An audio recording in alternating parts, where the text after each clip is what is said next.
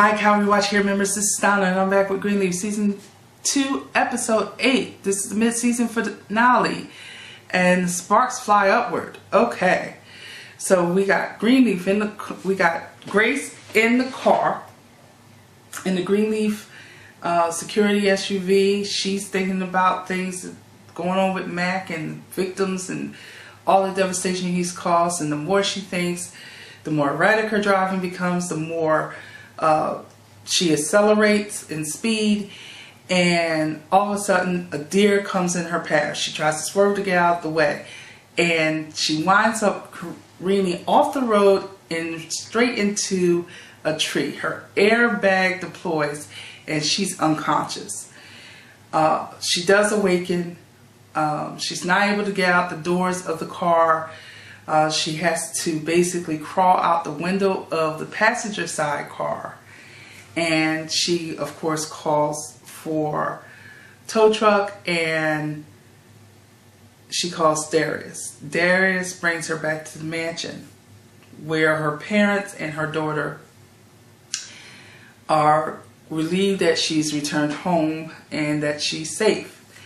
And although they're thankful that Darius made sure that she was safe, Bishop and Lady May are not happy that he's there, and they make it known that his services are no longer needed and he can leave.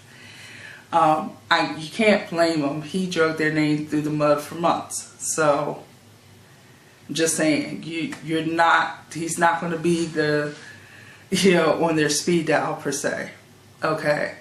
So after Sophia escorts him to the front door, and Grace and Sophia are alone in their quarters, Sophia has this heart-to-heart with her mother and says, look, I need you to get this together, okay, because you are becoming a cross to bear for me.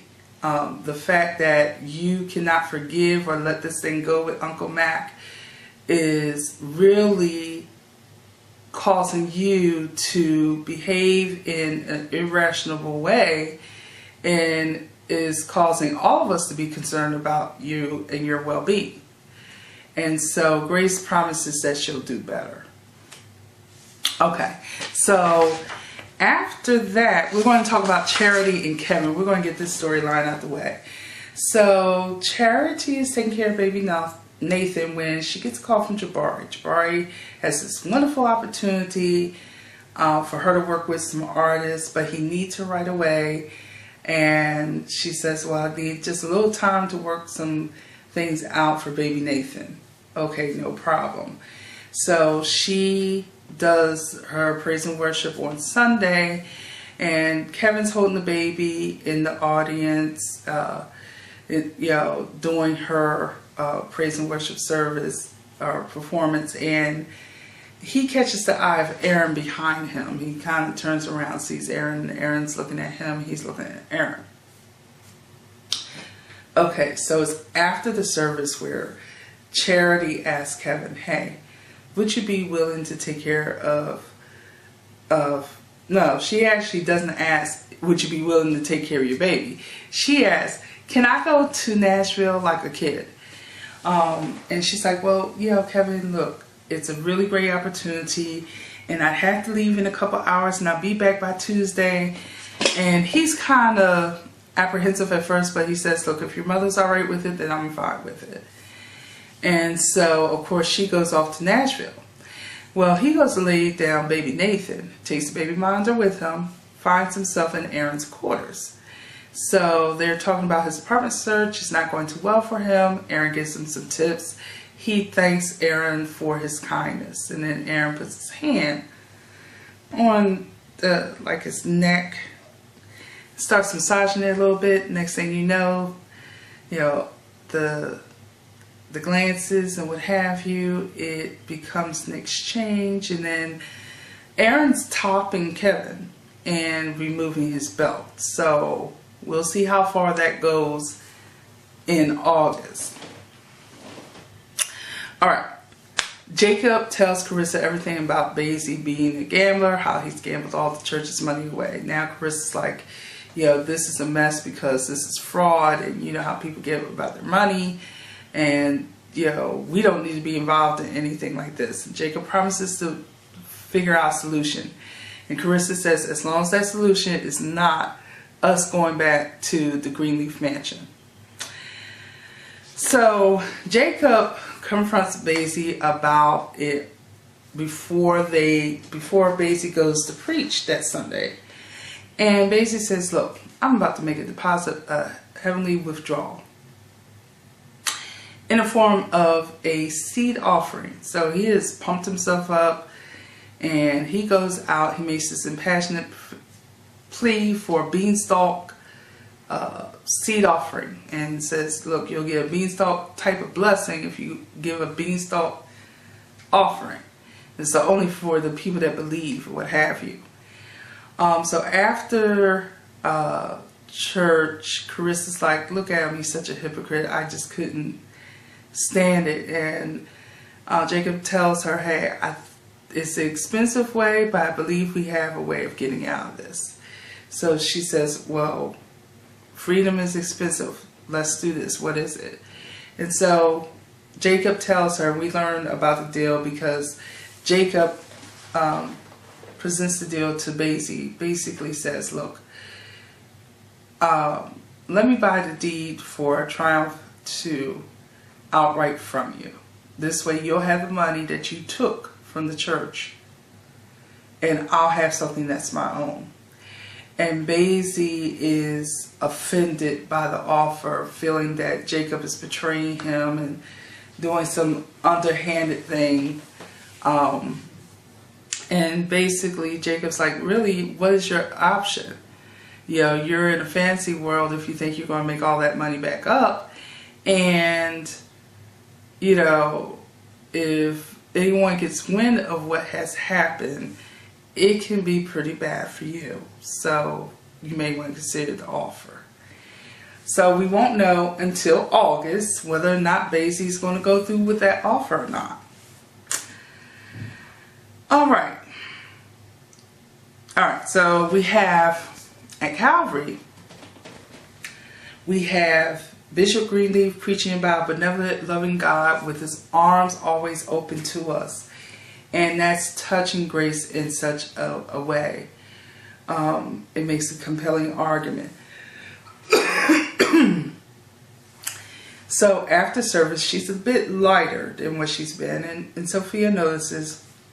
Sophia has a lamb in her hand, and she's going to take the lamb back to the farm where she got it from because they brought it in for the little saints. And then she's supposed to meet her mother and Darius up for lunch. And Roberto's with her, and so they leave. Now, Grace goes off to meet Darius for lunch, and Sophia's really late. I'm going to leave it right there for a moment, stick a pin in it. Let's talk about Mac. Mac and Loretta were prepared to go to church, and he gets a call. Loretta, of course, asking, who's the call? Who just called you? And he said, oh, it was just Sophia. She's like, look, I don't want to get in your business. I don't want to get in between family. But don't you think it's kind of odd that she calls you as frequently as she does? Why can't she be like any other teenager, work out her little problems with her teenage peers? So he says, look, I'll tell her about calling so much or what have you. But in actuality, of course, it's Michaela. So they get to the church, and he tells Loretta to go in because he doesn't want this plaguing them and looming over their heads throughout the church service. He wants to go ahead, make this call to Sophia, and tell her not to call so much. So he is actually returning Michaela's call. Michaela has had a falling out with her mom. Her mom wound up smacking her or hitting her in some capacity. And Michaela's like, look, I just need a place to lay my head for a couple nights until, things calm down with mom a bit. So Max says initially, hey, I can't help you. And he disconnects. So then we're taken to the scene after church where he's returned back to his apartment with Loretta. And he gets a call. This time the call's from Deputy Mayor Leonard. Deputy Mayor Leonard is letting him know, hey, you know that job that you were trying to extort from me, I'm not giving it to you. I'm getting too much backlash, and there's too many things that I need to accomplish that I can't afford to get this type of backlash for you. So you need to lose my number. So of course immediately Mac goes to, what, did Grace do this too? And he said, you're your own worst problem, and Grace Greenleaf has nothing to do with this decision. So after that call ends, Loretta again is inquiring, well, who was that? And at this point, Mac is saying, none of your damn business. And she's like, excuse me? And he said, you know, who are you to always be asking somebody, what does he say? Somebody questions. Who are you to be asking somebody questions? And you never done anything wrong? And Dora said, well, I never said I was perfect. He said, perfect. You are the most bottom shelf, off-brand piece of rotten ass I've ever laid my hands on. Get out. And you know, with Loretta, she earlier had just told him that she loved him and what have you. So she's really not trying to leave, and she's like, don't do this to us. And you know, he's like, get out. So she grabs her things and she leaves. As soon as she leaves, he places a call to Michaela, has Michaela come over, saying, you know, do you still need a place to stay? So Michaela does come over. And, you know, they have this debate about what's good movie, you know, what classic movies are versus old movies versus what's good and what's bad. And he offers her a drink. She drinks it. She, of course, winds up going to sleep. He attempts to molest her while she sleeps. She wakes up to realize that's what he's doing, and she fights him off. She grabs her things and she gets out the apartment, and I'm gonna leave it there. So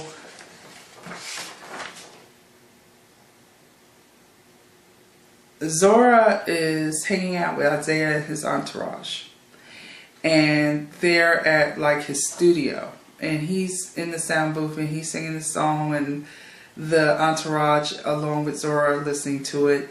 And then he asks them, well, how does it sound? And everybody's like, yeah, cool, whatnot, except for Zora. Zora's going to provide honest feedback that winds up getting her in some trouble with Isaiah. Because she indicates that he was a little flat on the bridge, but outside of that, everything was cool. And he comes out the sound booth and he's like, can I talk to you for a second? And he forcibly takes her into the next room. But he's loud enough for everybody to hear. So he basically scolds her and says, look, if I ask you if something's good, you tell me it's good, or you don't say anything at all. And he basically tells her how she's supposed to conduct herself. So after receiving her scalding from Isaiah, she places a call to Sophia asking for a lift. And Sophia says, hey, I'm on my way. But what happens is that Sophia gets lost on her way trying to pick up Zora, and her phone dies. So that's why her mother can't get in contact with her. And when she does get to Zora, Zora is fussing her out for being so late. And, you know, Sophia's apologetic that she couldn't find a place and she wasn't familiar. So Zora was giving her much drama and much attitude for no reason, because I would have gave her a token and said, well, find your way home. Bye. And I'd have left. But anyway, please be patient with me. God ain't through with me yet. So Grace is still at the restaurant with Darius. Darius and her are talking, and the waitress comes and says, are you still waiting for the third party? And she's looking at Darius and she said, you know what, I'm going to just order for my daughter. And they're about to place their orders when Grace receives a call from Mac. Mac says, hey, you should have left it alone. And she's not understanding why Mac is calling her, what he's talking about. And then she makes a correlation she can't find her daughter. Mac has her daughter. So she starts to ask him, what have you done? And he just keeps saying, you should have left it alone. So he eventually hangs up the phone. When that happens, she apologizes to Darius, but hastily leaves the table, gets into her car, and starts driving to Mac's apartment. She gets in contact with Roberto, which is Sophia's boyfriend. And he says, well, I haven't seen her in a couple of hours. So that just solidifies and confirms for Grace that Mac has Sophia. She gets to Mac's apartment. She bangs on his door. He opens the door. She pushes past him, calling out for Sophia, demanding to know what he's done. He doesn't know what she's talking about, and he demands for her to get out. So they're both making demands. Neither one of them are responding to the other. And then she starts to push him and talk about the things that he has done, you know. And you hurt those girls, you're sick, this, that, and the other. And he then tries to forcibly remove her. He picks her up and basically takes her to the front door. She fights back, and he winds up slamming her against the wall. Then he's like, oh, you want to play? Then let's play. And they wind up falling back on the coffee table and breaking the coffee table, which was primarily glass. He mounted Grace in such a way that initially you thought, oh my God, is he about to rape her?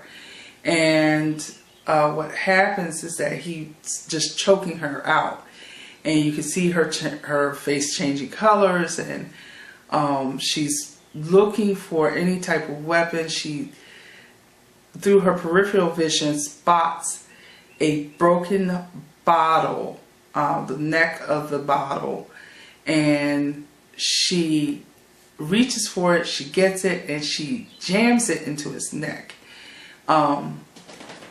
And of course he lets go of her right away. He pulls it out, and then she jumps it in and pulls it out, and he grabs his neck and he holds it, and then he falls back on his back while she is coughing and gasping for air. And so as she is doing that,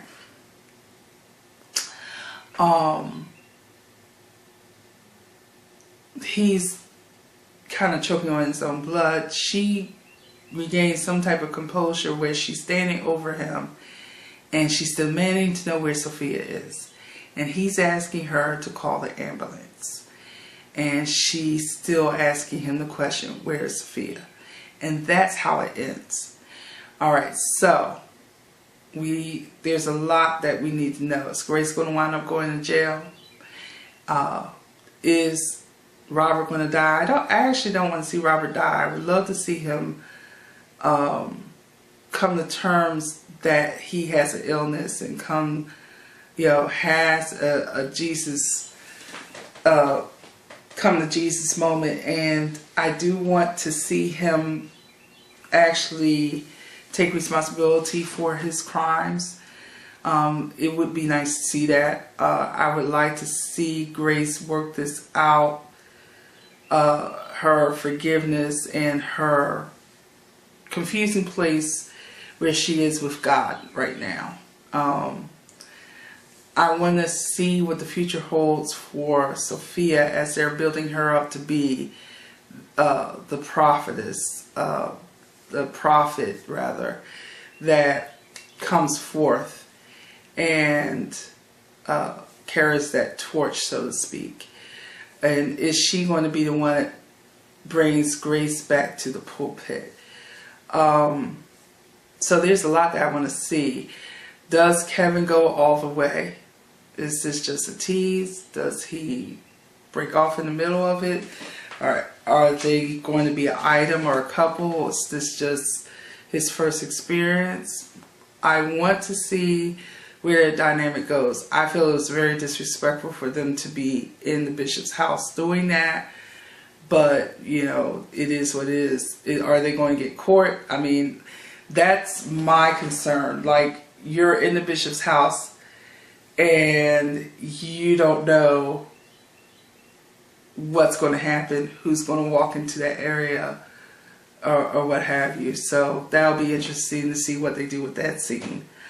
Let me know. Engage me. Vote up, down. What did you think of the mid-season episode? And, you know, what are you hoping that we see in the second half of this season that we have, you know, that we may need clarity on from the previous season or even portions of this season? Tell me what your thoughts are. Please share, engage, subscribe, hit the bell so you know when I add some other videos. And I'm so sorry that I'm really late with this one, but I've been sick with the sinus infection and it was really difficult. I'm still suffering, as you can tell that I've been coughing throughout this video. But I wanted to get this out because I'm still there, Calorie Watch Care members. I'm yet holding on. But tell me your thoughts and I'll talk to you later.